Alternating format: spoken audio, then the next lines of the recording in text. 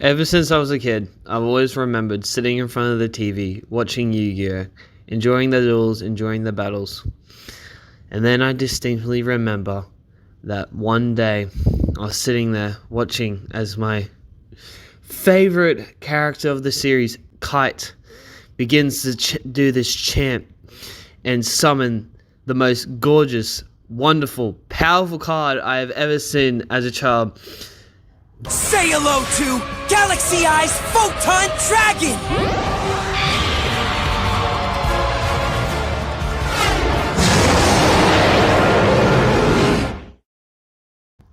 I was obsessed with this card, floored and amazed by how powerful a creature could be. Better than that bitch-ass, blue-ass white dragon. That to be said, this is the deck I use in Yu-Gi-Oh! Master Duel. Hello lovely viewers, I'm DaBerry and I'm going to show you an amazing deck that I use for Galaxy Eyes Photon Dragon. If you enjoy what you see, please hit the subscribe button and a like for more content like this. For starters, this is the deck I use and I've built on how I like to summon monsters and researched into what powerful cards this archetype has. This deck can be, and if you like, would be preferably changed to your preferred style of play. Galaxy Eyes has an interesting effect. It's not the best, it has a lot to lack, however, a lot of this archetype makes up for this boss monster, and it's a lot better when it's paired up with a lot of these cards. But there's only one reason why I say Galaxy Eyes has an interesting effect. There's one thing that it has that sort of helps it keep up with a lot of these better and more extreme cards on the field, and that is it can be special summoned from your hand by using 2 monsters with 2000 more attack as tributes. A lot of monsters of this archetype already have that 2000 attack or have an effect that makes their attack that high. Cards in this deck that I recommend: monsters, Photon Orbiter, Photon Vanisher, Galaxy Soldier, Galaxy Wizard, Galaxy Eyes Afterglow Dragon, and of course Galaxy Eyes Photon Dragon. Spells and traps: Photon Sanctuary, Galaxy Trance, and Galaxy Expedition. The reason I recommend these cards are because it's easier to summon level 8 monsters onto the field and have access to your extra deck earlier. This is more a monster heavy deck to run, but I also have cards to balance it out and to summon different monsters. Time to run through what these cards do and some strategies I use to have a good position in a duel. Galaxy Soldier, Photon Orbiter, Photon Vanisher, and Galaxy Wizard are all used to get Galaxy/Photon cards from your deck to your hand by either being special summoned or discard to do so.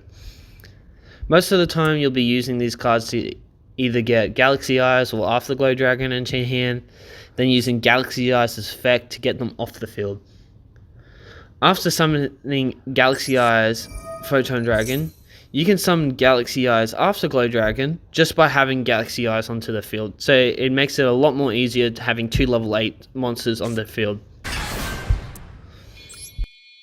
Now this is where you go from a good position to a great position. The Galaxy Eyes archetype has a heap of great rank 8 Xyz monsters, but there are 3 that you'll need to make sure this deck can keep up with others. Number 90, Galaxy Eyes Photon Lore.